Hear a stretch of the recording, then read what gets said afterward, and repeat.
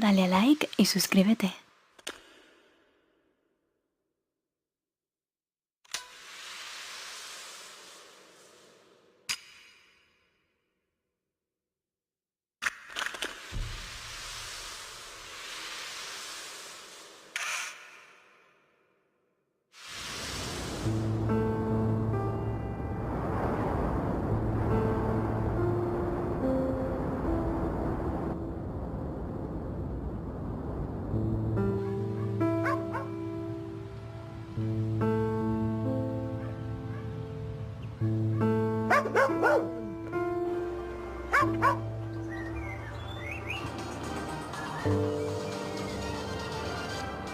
A finales del año 2013, el presidente de Kazajistán le entregó al presidente español de visita oficial en el país un regalo insólito. Las fichas de los 152 españoles que estuvieron presos en los campos de trabajo de Karagandá, cuando el país era una república soviética.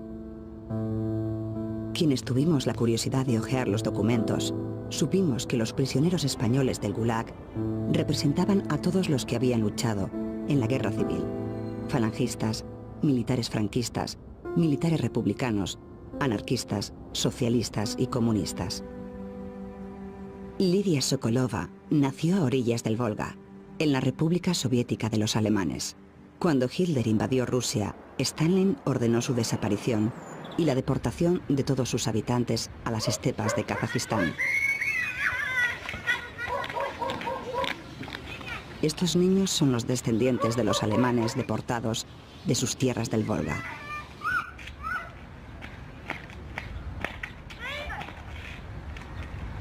Como es natural, ni desconfían de sus vecinos ni guardan secretos de Estado. Pero en tiempos de Stalin no era así. Entonces, a los más pequeños se les enseñaba a callar. Era una imprudencia hablar de lo que ocurría alrededor, y más aún de aquellos que vivían entre las alambradas en la esquina de la calle. O de los altos gerifaltes soviéticos que entraban y salían del edificio de la policía secreta en Dolinka. Aquí residía el mando del Gulag. Gulag son las siglas del sistema de campos de trabajo forzoso y estaba controlado por la policía de Stalin. En 1936, Stalin dictó una nueva figura delictiva: el enemigo del pueblo. Para el sospechoso de semejante crimen, significaba su inmediata detención, los duros interrogatorios y la condena de 5 a 25 años de trabajos forzados en el Gulag. De la noche a la mañana, sus amigos y familiares se convertían en apestados.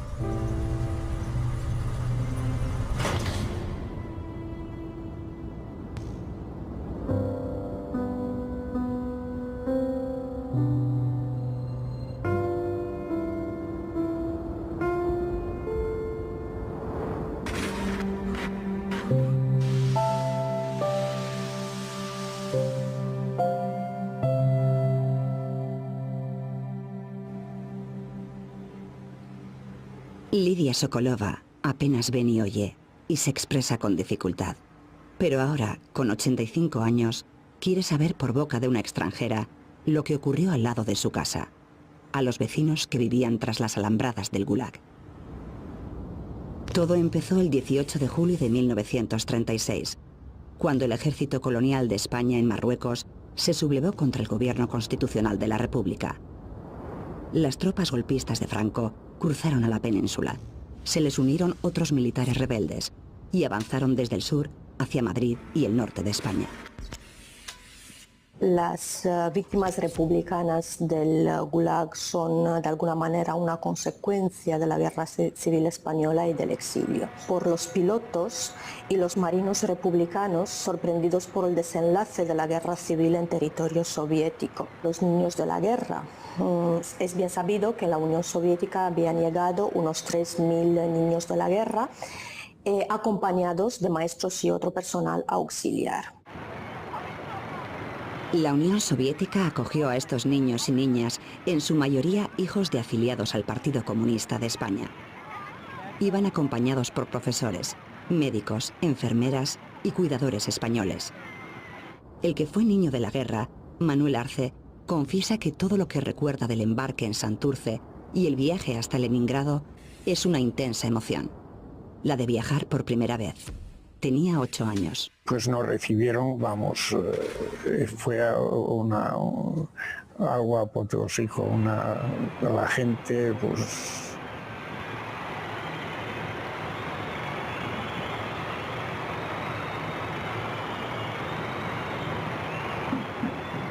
En fin, nos abrazaban, lo primero que hicieron es ducharnos a todos, cambiarnos la ropa, porque teníamos muchos viejos, muchos. Su compañero en aquel viaje, José María Bañuelos, también tenía 8 años. Nos pusieron unas ropas como vestidos de marinero infantiles, como estos trajes de marinero que ponen aquí en las comuniones, algo parecido. Bueno, de allí nos distribuyeron en varias casas de niños. Nosotros fuimos a Obninskoy y Arce también fue a Obninskoy, que era la mayor de todas ellas, de todas las casas que hicieron fue la mayor. Allí estábamos 600 o 600 y pico niños. Como todos los asilados españoles en la Unión Soviética, los niños dependían directamente de la dirección del Partido Comunista de España. Algunos profesores de los niños mostraron su disconformidad con el sectarismo ideológico del temario y les costó muy caro. Como el caso del doctor José Bote, que su andadura hacia el Gulag comenzó cuando los inspectores españoles detectaron que sus alumnos sabían más geografía que marxismo, y fue depurado. Pero también es cierto que los niños españoles asilados en la URSS fueron recibidos y tratados con los mejores cuidados, mejor incluso que la mayoría de los niños soviéticos de su edad. Como en unas vacaciones soñadas, vivían en una nube.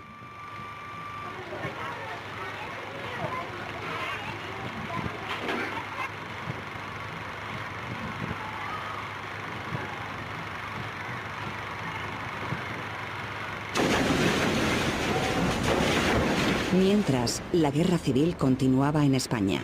Hitler apoyaba activamente a los sublevados de Franco y Stalin al gobierno constitucional de la República.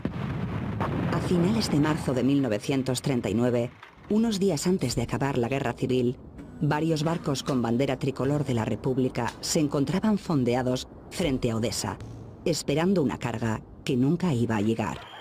También, como parte de la ayuda soviética que el gobierno de la República pagaba con las reservas del Banco de España, pilotos españoles eran entrenados en la base de Kirovabad, en la República Soviética de Azerbaiyán. La guerra ha terminado. Burgos, 1 de abril de 1939. Año de la victoria. El generalísimo Franco.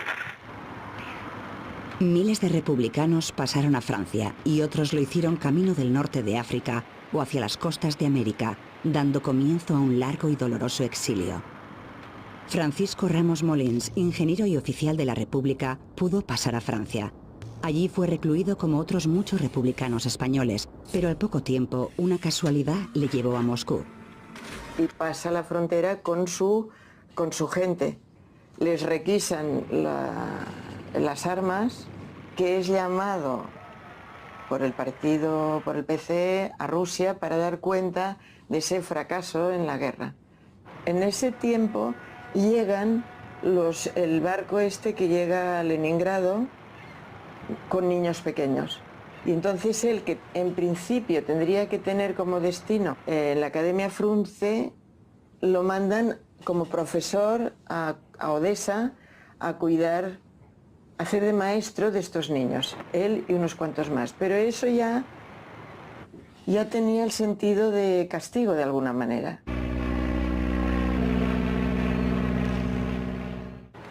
La cuarta promoción de pilotos españoles republicanos de Azerbaiyán se licenció en la primavera de 1939, cuando la guerra civil había terminado. Vicente Montejano es uno de los últimos pilotos de Kirovabad y con la ayuda de su hijo recuerda la incierta situación en la que se encontraban en la Unión Soviética. Hasta entonces pues, estuvimos como una pinta. Hay un tiempo donde decía él están como con pinzas porque es una especie de limbo donde ellos pertenecen a un ejército que ya no existe, porque ya no hay ejército de la República. La República ha pagado, bien pagado, por su formación y por su manutención y todo, y ya no paga nadie. Y entonces están siendo invitados de honor, pero unos invitados cada vez más indeseables, pues porque cuestan dinero y de momento no le son rentables a la Unión Soviética. Los soviéticos también dieron asilo a los marinos españoles republicanos y los barcos fueron confiscados. Los directores de las casas de reposo donde estaban alojados los pilotos habían enviado algún que otro informe negativo sobre los pilotos y los marinos. No se habían integrado bajo ningún concepto en la vida soviética. Aún más, durante 2 años hicieron gestiones para salir de la Unión Soviética con destino a otros países o repatriarse a España. Julián Fuster, cirujano jefe de sanidad de un cuerpo de ejército republicano, se exilia en Moscú. 2 meses después del fin de la guerra de España, Fuster se quedará atónito como el mundo entero con la firma del pacto entre Stalin y Hitler. A los pocos días de sellar su amistad con Stalin, los nazis atacaron y sometieron a Holanda, Bélgica y Francia, y lo intentaron con Inglaterra. Y sin embargo, Stalin seguía siendo amigo de Hitler. La enorme extensión de Kazajistán, más de 5 veces el tamaño de España, tenía una población escasa para satisfacer las necesidades de la minería y de la industria soviética. Pero Stalin consiguió colonizar el territorio por la fuerza, con las deportaciones de pueblos y regiones que creía desafectas a su régimen, con los presos comunes y políticos del Gulag y finalmente con los prisioneros de guerra. El 22 de junio de 1941, el hasta ayer amigo de Stalin, Adolf Hitler, ordenó a sus ejércitos cruzar las fronteras de la URSS. Pese al caos producido por la invasión y las apremiantes necesidades de la guerra, las autoridades soviéticas dieron la orden urgente de poner a salvo a todos los niños españoles. De noche tuvimos que salir con mochilas a la estación de ferrocarril, y nos llevaron a Moscú, y de Moscú por el río Volga, primero por el canal y luego por el río Volga, en unas gabarras, eran gabarras, no eran barcos, pues nos llevaron allí a Saratov. Hubo diversas formas de evacuación. Un poco desorganizado fue porque claro, los alemanes avanzaban tan rápido que a los rusos no les dio tiempo ni de reaccionar. Nos evacuaron a la región del Volga, la región de los alemanes del Volga, que a los alemanes los expulsaron porque eran colaboradores, se conoce que fueron colaboradores de los nazis, y los expulsaron de allí. Llegamos en el momento cuando acaban de recoger la cosecha. Y claro, les dejaban llevar lo que podían llevarse cuando los deportaron. Todo el ganado que tenían, la cosecha toda recogida, además muy organizado, lo tenían y todo, pues se quedó allí y eso nos vino muy bien. En octubre se incorporó a los ejércitos invasores alemanes una división española de voluntarios, la División Azul, en la que sirvieron 47.000 españoles. Los oficiales eran militares profesionales de Franco y la tropa, supuestamente, voluntarios falangistas. Aunque las razones para ir a la guerra eran tan variadas como diferentes eran cada uno de ellos. Bueno, pues no, más que nada, bueno, también. Después éramos muchos y no había que trabajar nada. Pues algunos marchamos. Pues para mí un problema económico de que pasaba miseria no era suficiente para poderse ir. Creo que se fue por eso y porque quería conocer el mundo, oye. Yo creo que quería conocer el mundo. Siempre hemos sido muy aventureros en la familia. Fue enorme, aquello fue muy emocionante.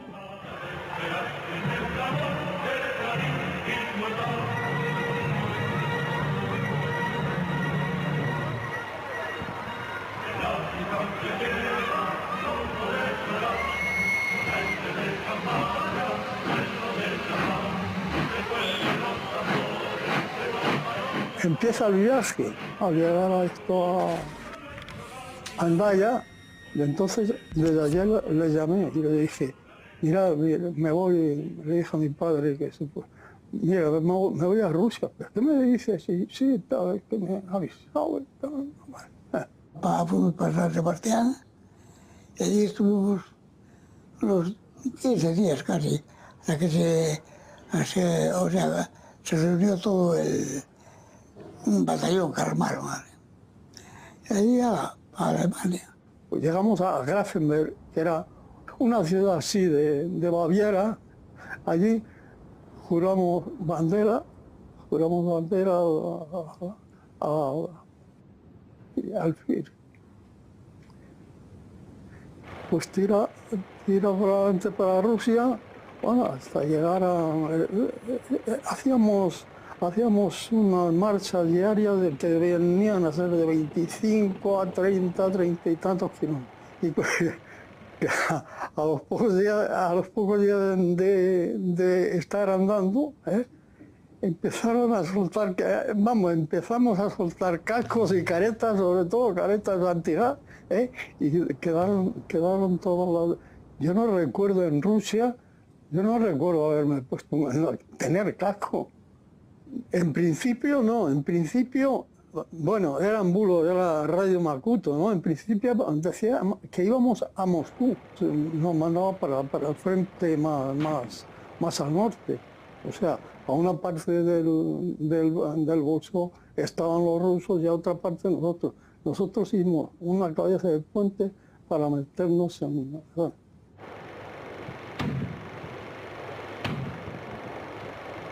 O sea, al pegarme el tiro, yo di una vuelta de la frente. Yo no sé, la fuerza de los disparos, que me di una vuelta y me caí. Como ahí usted venía a pararse de cualquier lado, una bala ya tuve suerte. Y nada más me rozó aquí y la nariz, pero el ojo al pasar me lo vació. Caí al suelo sin conocimiento. Cuando volví, primero para que me levanté, porque estamos rodeados de rusos. Y primero para que me levanté, si no, te pincha con la espalda, con las perretas, gritando el muerto o algo. La invasión nazi radicalizó la desconfianza de Stalin hacia todos los extranjeros que vivían en la Unión Soviética. Hasta que empieza la guerra, el hecho de que no se asimilen se mira mal. Se mira muy mal por parte del personal, de los jefes del Partido Comunista Español, que ya están exiliados allí. Pero claro, ya cuando empieza la guerra y ya es o estás conmigo o estás contra mí, pues ahí es donde los que no están conmigo, detenidos y a los campos. No solamente eso, sino que ya empiezan a detectar que hay chivatazos, que dentro de su ámbito de amistad, de repatriados aún no, expatriados al revés, existe esa comunicación que de repente alguien dice no sé qué, es que no hemos comido bastante, o esto está sucio, o aquella mujer que está trabajando en la calle, ¿cómo es posible con este frío? Cualquier comentario negativo, por más tontito que fuera, si llegaba a oídos de quien no debía de llegar, ya era un castigo. Y veían cómo desaparecía este o desaparecía el otro, y entonces ya entre ellos decían, esto aquí no. En febrero de 1943, el Ejército Rojo intenta romper el cerco de Leningrado. La batalla se produce cerca de la aldea de Krasny Bor. El sector está defendido por la División Azul, que ha de contener y vencer a los soviéticos que luchan por su tierra. El choque resulta pavoroso y sangriento, pero los soviéticos no consiguen romper el cerco. Más de 1.200 españoles murieron en la batalla y otros tantos volvieron heridos o mutilados. Los 372 españoles que cayeron prisioneros de los soviéticos desaparecieron y se les dio por muertos. Lo hirieron, pero yo no sé en qué batalla fue. Lo hirieron ahí, es donde lo cogieron prisionero, y de ahí ya se quedó con los rusos. Se me operaron, me limpiaron el ojo. Los llevaron éramos 5 o 6. Nos llevaron ahí en un sótano de las casas. Ahí era donde nos tenía. Desde mi punto de vista, mi padre pasó un tiempo en Siberia. estuvo herido en la guerra y no podía trabajar. Tuvo un accidente, es decir, que se cayó la mina y mi padre se quedó totalmente herido, fatal. Luego de Saratov nos trasladaron a Stalingrado ya, a la fábrica de tractores de Stalingrado, que fue precisamente cuando nosotros fuimos antes del bloqueo, pero ya el bloqueo nos pilló allí. Y estábamos trabajando, en vez de tractores hacíamos munición. Lo que es el frente de batalla, las trincheras estaban a 400 metros de donde estábamos nosotros trabajando.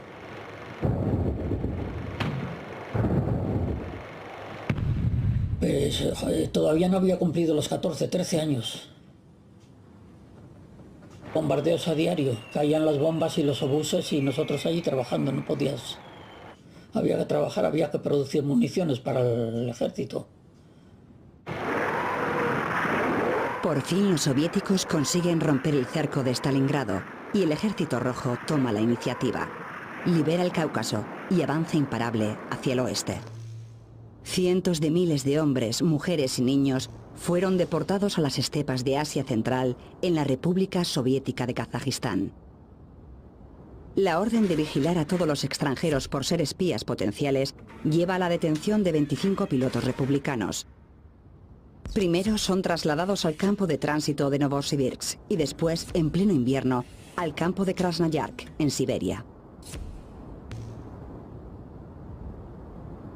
Nunca jamás les juzgaron y a algunos sí les juzgaron, pero por cosas concretas, por la huelga de hambre o yo no sé si por alguna... No, intento de fuga, no, bueno, por algunas cosas puntuales. Los pilotos pasan un año en Krasnoyarsk, forzados a trabajar hasta la extenuación, en penosas condiciones y con medios precarios y peligrosos. Trabajan 14 horas en una serrería por una comida insuficiente y repugnante. Y entonces yo no sé si es por despiste o por agotamiento o algo así, pues se va detrás del madero y lo siguiente son sus dedos en el cristal. Le curaron de maravilla. Muy bien. Le curaron de maravilla. Yo no sé cuál de los dos, si él como dueño de la mano o yo como médico, pondría más velas en el altar de los cirujanos que hicieron esa obra de arte a un preso. A un preso, que al Estado en principio le debería importar menos, pero de hecho a ese cirujano le importó lo mismo que si fuera el secretario general del partido. A los marinos detenidos se los llevaron también al nordeste de Siberia para construir un ferrocarril. Pero a finales de 1942 fueron reagrupados junto a los pilotos y otros asilados españoles y enviados en trenes de carga más lejos todavía, a los campos de trabajos forzados de Kazajistán.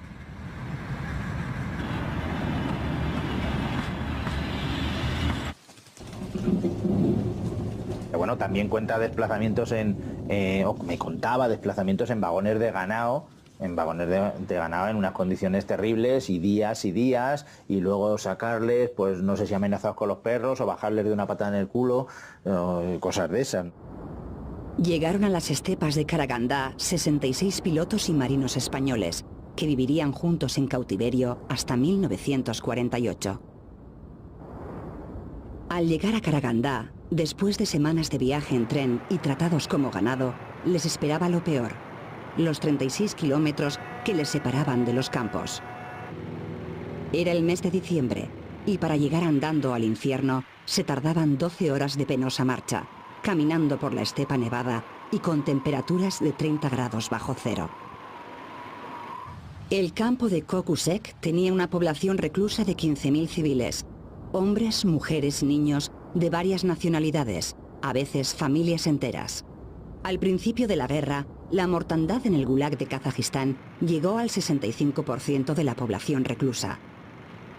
Aunque es de justicia decir que la cifra aterradora de muertes no era mucho más alta que la que padecían los ciudadanos soviéticos de pleno derecho. Pero bueno, se comía bien en los campos. Bien comparado con cómo se comía. O sea, los que estaban en libertad no tenían mayor racionamiento que nosotros. Por la mañana nos daban un trocito de pan, no eran 100 gramos, menos, pan negro, además que era, añadían las peladuras de patata y todo para que abultase más, no se tiraba allí, no se tiraba nada, ¿no? Y untado un poquito con aceite de girasol. Cogíamos la funda de la ahumada, el que iba de turno, ¿no? Le ponían allí los trocitos aquellos de pan y él lo traía y lo repartía. Las migas que quedaban eran para el que estaba de turno, ¿no? Y entonces, pues, ¿qué hacíamos? Cuando veníamos con ellos íbamos dando bandazos contra la pared para que hubiese más migas.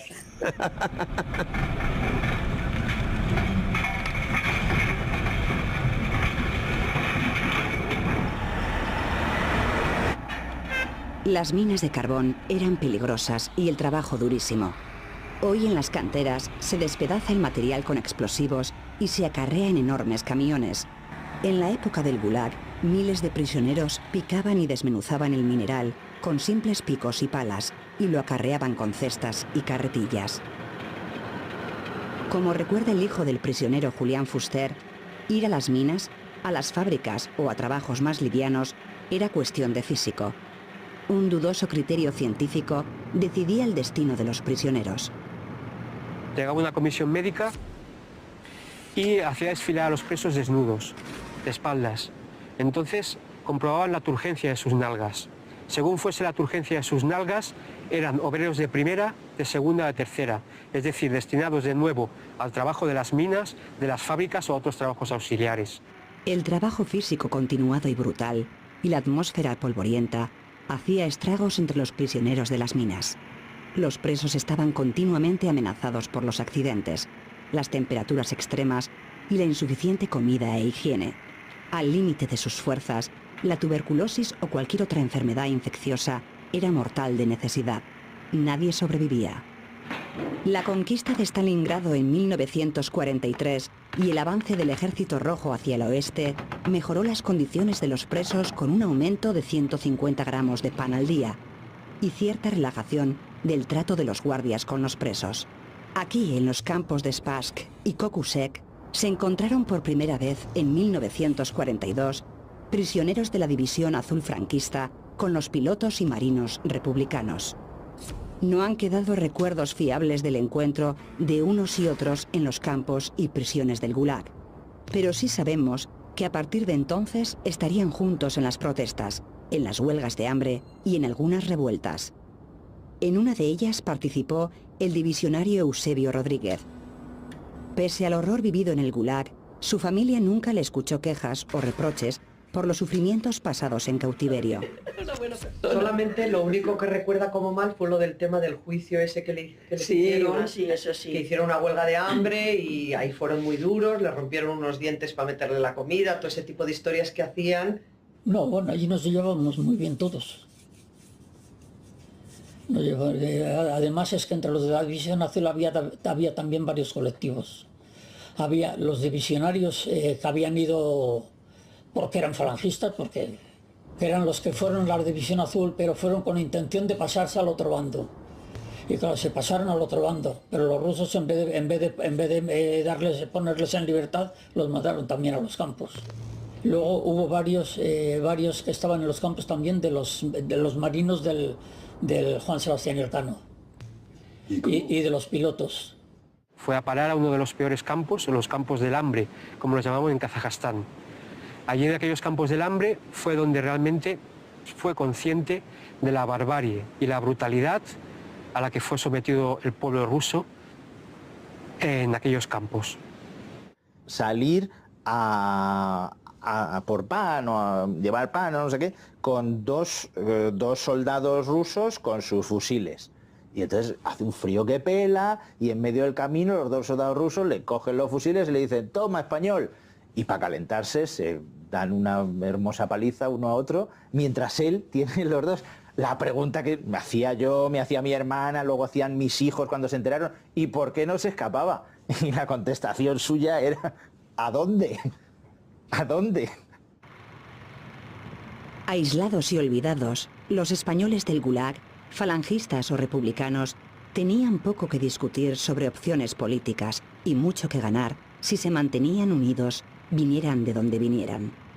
Porque nunca desechó tener una amistad ni con comunistas ni con falangistas. Él no se movía, no era del tipo visceral de no puedo ser amigo tuyo porque eres de una u otra ideología. Todas aquellas batallas ideológicas no de antaño se habían borrado dentro de las alambradas soviéticas. Eran españoles y tenían que convivir juntos con un único fin: sobrevivir, recuperar la libertad y volver a la patria. Llevaban 6 años conviviendo en circunstancias muy malas con gente de la división.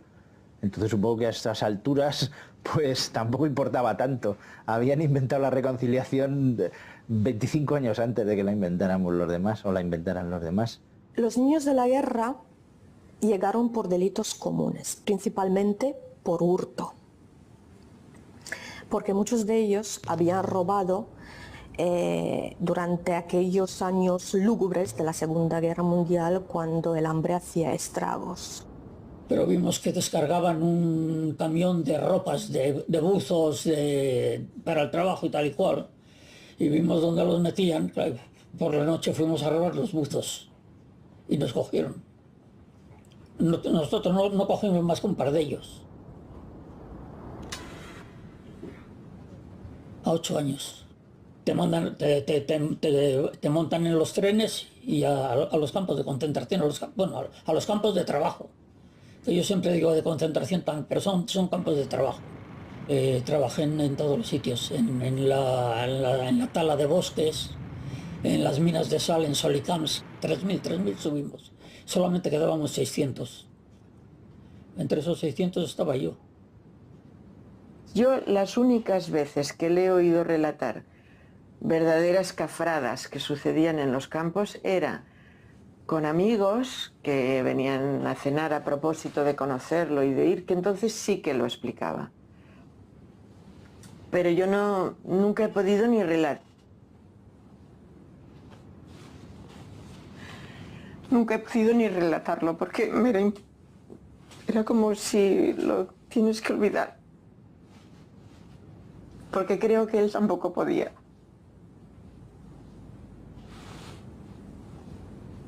Un francés liberado del Gulag en 1946 certificó en este sencillo papel que había conocido a españoles republicanos prisioneros en los campos de Karagandá.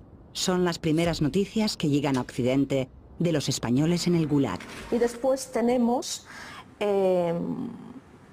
la gran campaña realizada por la Federación Española de Deportados e Internados Políticos desde Francia para la liberación de los marinos e internados republicanos en Karagandá.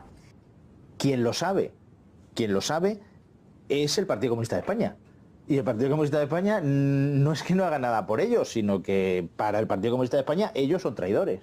La respuesta de los comunistas españoles llegó a través de las páginas del Mundo Obrero, que toda la campaña de Karagandá es un montaje falangista lanzado por la dictadura fascista, capitaneada por los anarquistas, con la ayuda de las potencias.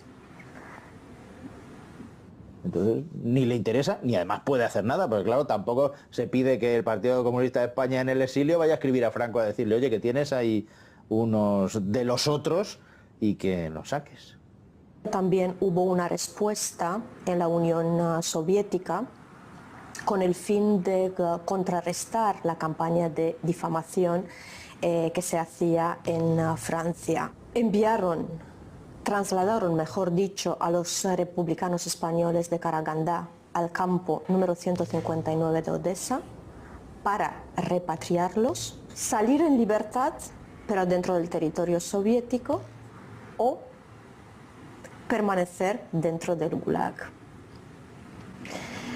Unos 18 internados firmaron y salieron en libertad en agosto de 1948, mientras que los demás miembros del grupo permanecieron dentro de las alambradas soviéticas, gente clasificada como de mentalidad fascista.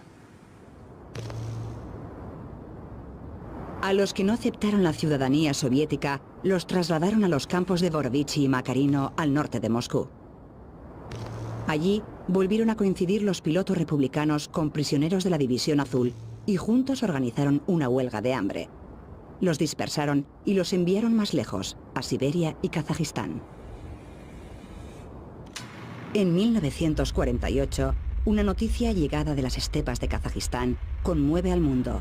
Los soviéticos han detonado con éxito una bomba nuclear. Tuve noticias y no presencié la prueba nuclear, pero sí vi el resplandor.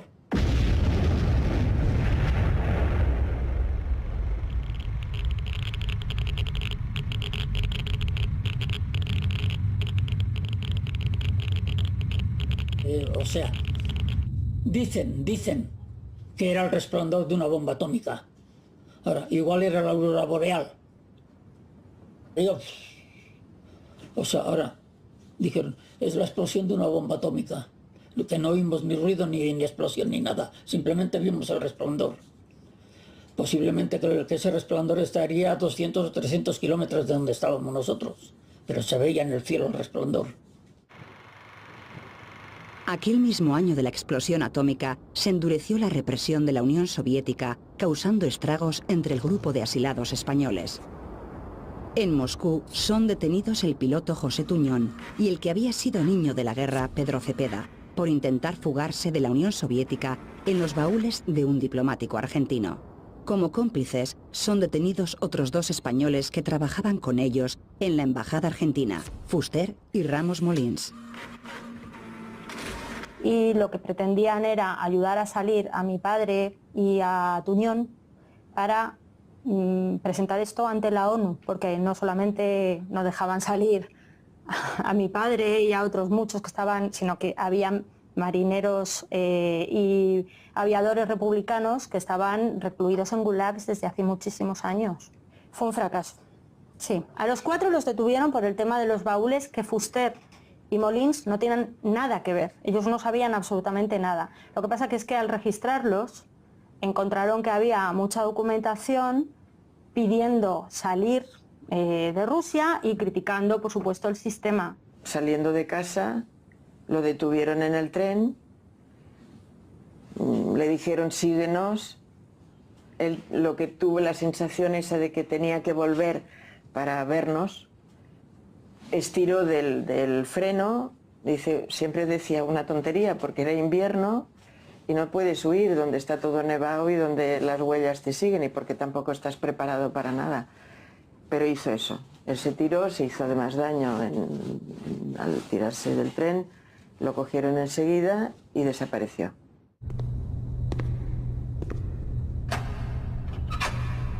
Interrogados y torturados en la Lubyanka, condenados a 10 y 20 años y tras un largo viaje en trenes de ganado, llegan a Kazajistán. Ramos al Karlak de Karagandá, el doctor Fuster al de Kingir.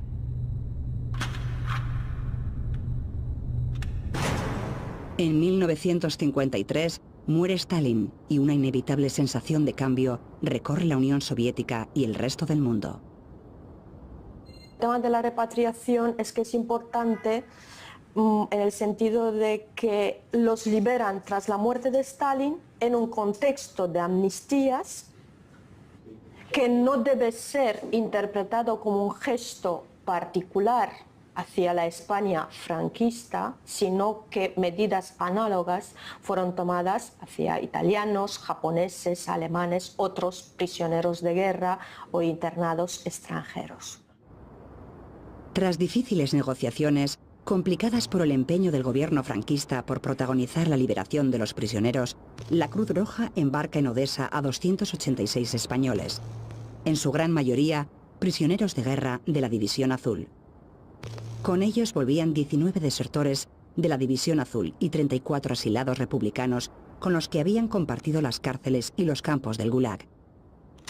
Bueno, la mayoría de los niños que estábamos allí, la mayoría queríamos volver. Pero queríamos volver, pero nadábamos entre 2 aguas. volver a un país libre, más que nada queríamos volver por las familias, no por el régimen ni por nada, ni porque tuviésemos nada contra Rusia. Una vez que salimos de las aguas rusas ya prácticamente ya éramos libres, ¿no? Se hizo cargo la Cruz Roja francesa. La experiencia para mi padre fue una especie de experiencia positiva, con todo lo que se pueda creer uno, es una experiencia positiva. No sé si es porque salió del pueblo que estaba muy... Aprendió todo lo que sabía, mi padre lo aprendió en Rusia. Yo creo que ya se volvió, yo siempre digo que se volvió marxista-leninista de alguna manera, porque es que él cuando volvió había muchísimas cosas de España que él no... le costaba mucho trabajo digerir. En el campo se aprende mucho. Por eso digo que allí es donde aprendí lo que eran los verdaderos comunistas. Es que confunden estalinismo con comunismo. O nos quieren hacer entender que el estalinismo es el comunismo. No es así. Stalin fue un dictador que se aprovechó de la situación para... El comunismo no es dictadura. Stalin no era fue un aprovechado que... Otros, en cambio, como es el caso del piloto montejano, no querían recordar ni el nombre del lugar en el que estuvieron prisioneros 12 años, los mejores años de su vida y para él perdidos. El recuerdo de mi infancia es allá. O sea, allá no tenía ni nombre. Yo no sé nada de la muerte de Manolete porque entonces estaba allá. En el barco liberiano Semiramis regresan 286 repatriados, en su mayoría pertenecientes a la División Azul que habían estado cautivos en Rusia y que merced a los desvelos de Franco y de su gobierno vuelven a España y se reintegran a sus hogares. La propaganda franquista olvidó en sus crónicas a los otros españoles, desertores y republicanos, con los que habían compartido cautiverio y habían llegado con ellos. En todos cuantos las presencian. La fotografía del ser querido, que el paso del tiempo habrá ido transformando y al que dentro de unos instantes se tendrá al lado del corazón. Hay una foto que se ve mi padre y Alfredo que se están abrazando justo bajando del Semiramis. Y en el Canciones para después de una guerra, una de las últimas imágenes de Canciones de después de una guerra es mi tío Alfredo abrazando a mi padre. Yo cuando desembarqué, yo buscaba a un hombre, mira, ese es mi padre, el que está en esa fotografía, lo de Lenin. Yo buscaba a un hombre alto, yo era un crío y a mi padre lo conocía alto, mucho más alto que yo buscaba a un hombre alto, con el bigotillo aquel clásico del año, sí, y ni tenía bigotillo, ni era alto, ni tenía bigote. Y no lo encontraba por ninguna parte. Que eso es lo que tenemos en casa, la única cosa que tenemos que se trajo mi padre de Rusia, que es esta foto.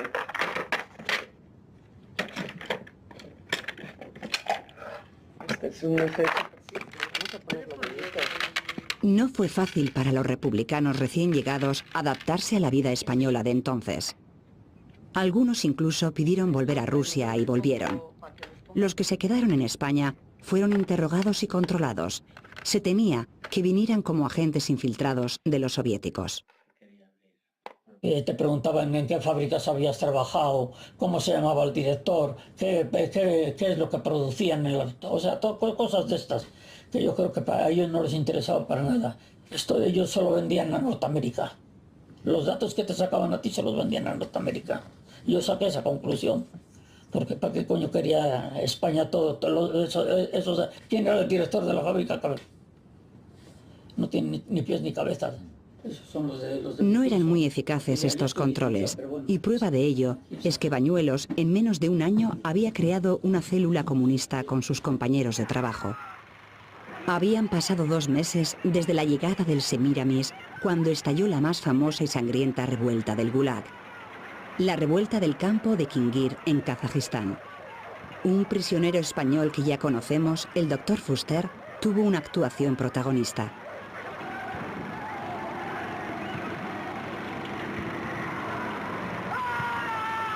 Y fue uno de los muchos testigos de la revuelta de 40 días de Kingir.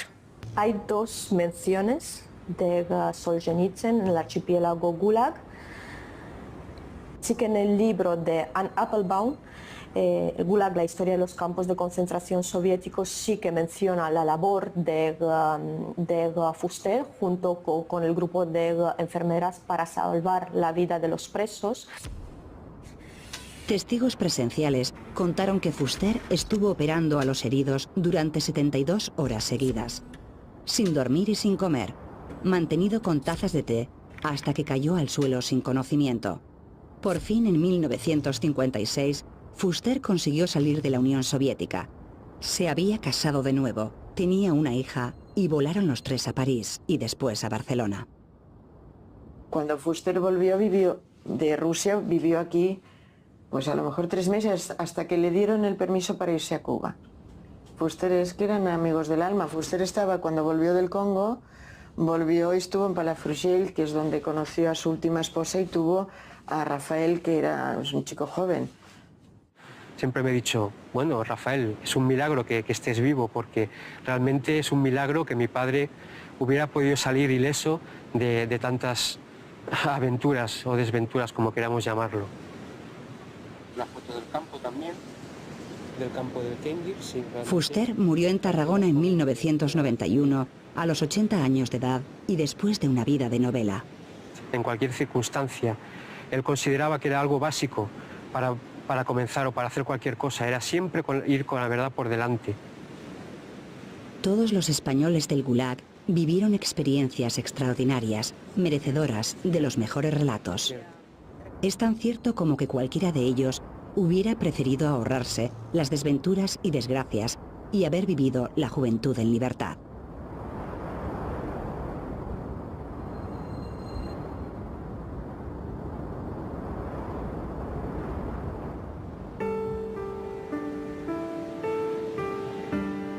Son ya muy pocos los supervivientes de aquella tragedia vivida por españoles que combatieron entre sí durante la Guerra Civil y que para sobrevivir al Gulag borraron sus diferencias.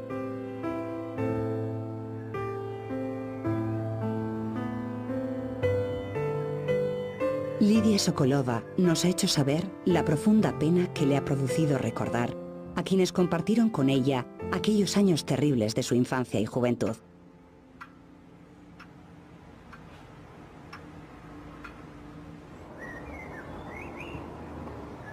Dice Lidia, además, que recordar, desgraciadamente, no va a evitar que vuelva a ocurrir.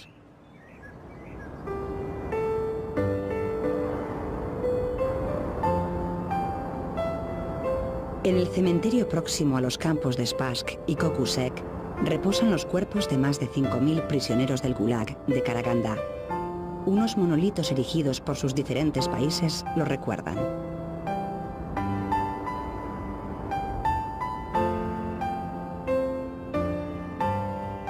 España tiene un lugar para levantar el monumento a los suyos.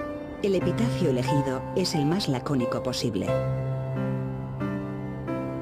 Sin distinción entre republicanos o divisionarios. Aunque fuera por causas bien diferentes, juntos compartieron el peor castigo que pueda haber, el de ser esclavos de otros hombres. Y esto es lo que ahora queremos recordar.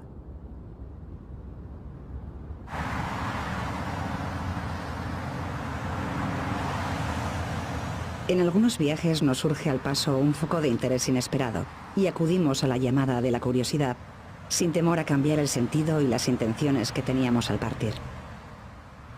Este es el caso. El interés por conocer a los jinetes de las estepas cambió inesperadamente por seguir la pista de unos españoles de diferentes ideologías que fueron a parar a los campos de trabajo forzados de Stalin. Es una historia que ocurrió cuando nada de todo esto existía, ni nadie soñaba que pudiera existir. Astana es la capital de Kazajistán y casi todo lo que se puede ver y pasear apenas tiene 20 años. En tiempos de la Unión Soviética, pocos viajeros occidentales llegaban hasta aquí y los que obtenían permiso eran avisados de la importancia estratégica de puentes, ríos, carreteras, campos, calles y edificios, y que por tanto no se podían fotografiar, bajo pena de espionaje y alta traición. En el río que atraviesa la ciudad, que ayer tenía una importancia estratégica vital y ultrasecreta, hoy no está prohibido pescar, ni bañarse ni sentarse en la orilla con los pies en el agua, ni hacer música si apetece. Y sin embargo, nadie molesta, ni nadie se siente molestado. Un placer.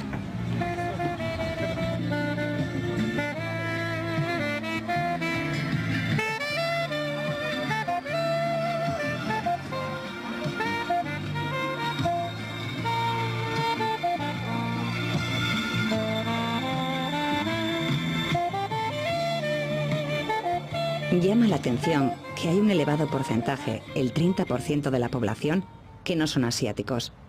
Son de raza caucásica y casi todos ellos descienden de los deportados, los que Stalin expulsó de sus tierras y los obligó a vivir y a trabajar aquí.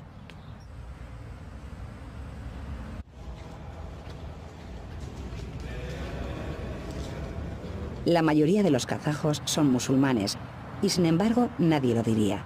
Ni por la vestimenta ni por la naturalidad en el trato entre hombres y mujeres. Aunque más insólito todavía resulta encontrarse templos y lugares de rezo de otras religiones. Pero es que aquí la religión pertenece al ámbito de la intimidad personal y cada uno es libre de vivirla como mejor le parece.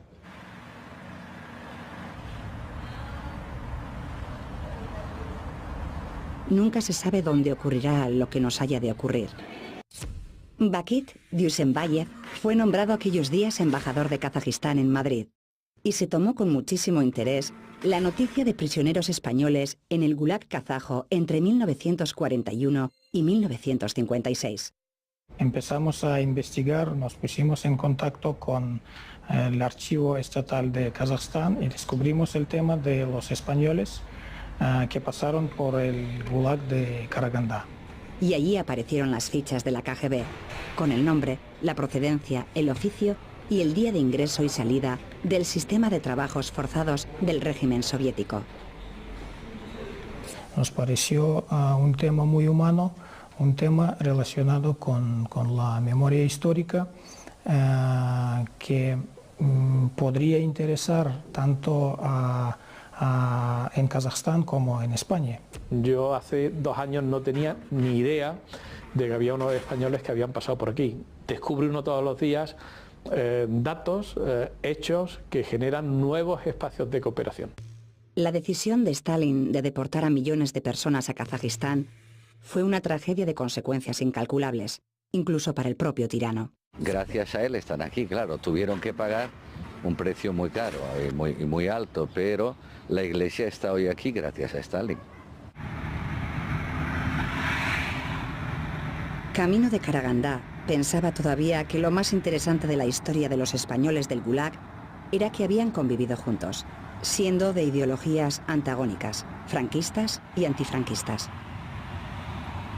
Karagandá debe su desarrollo a las minas próximas de carbón. El combustible al alcance de la mano hizo posible el asentamiento urbano y la creación de industrias relacionadas con la siderurgia. Hay en Kazajistán minerales de todas clases, desde gas y petróleo hasta uranio y oro. Pero la aportación de toda esta riqueza al conjunto de la Unión Soviética nunca fue proporcional a lo que Moscú devolvía a la República de Kazajistán. Una afrenta que los kazajos no olvidarán. A pocos kilómetros de Karagandá está Dolinka. Aquí son mayoría los kazajos alemanes y ucranianos, y todavía queda gente que recuerda para su desgracia los tiempos del Gulag. La intención de convertir en museo el antiguo cuartel general del Gulag de Karagandá es recordar lo que ocurrió con el sistema de trabajo esclavo de la Unión Soviética. Aunque lo que sobrecoge al visitante no son tanto las fotos, los documentos y las recreaciones del drama, sino la sordidez de sus sótanos, de las mazmorras.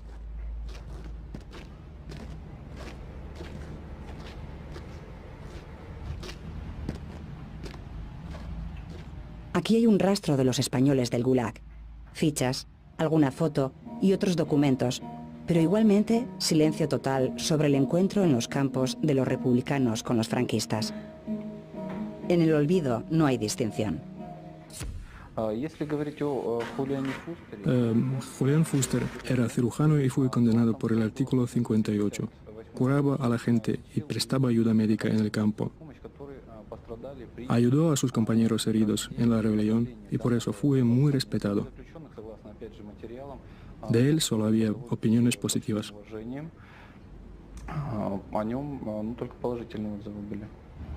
Fuster fue un preso muy significado, pero preguntado por el encuentro y la convivencia de los españoles de diferente bando, reconoce no tener información.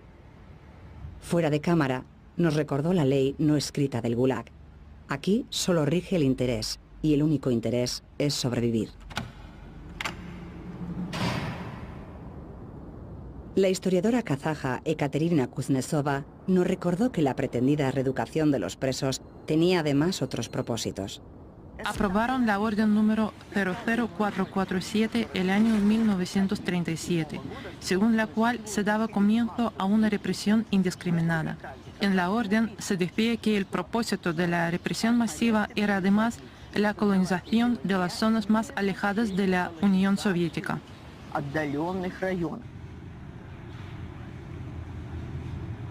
En España, como en todos los países que tuvieron compatriotas en el Gulag, es este un asunto para los especialistas, para los guardianes de la memoria. Y abre una vía para los investigadores en un campo de exploración histórica totalmente inédito. En Barcelona, en el Archivo Nacional de Cataluña, hay una valiosa colección de documentos sobre la guerra civil y el exilio de los republicanos. La investigadora Dolores Cabra rescató en Moscú los archivos de los niños de la guerra y los depositó aquí porque le ofrecían las mejores condiciones para su depósito y estudio.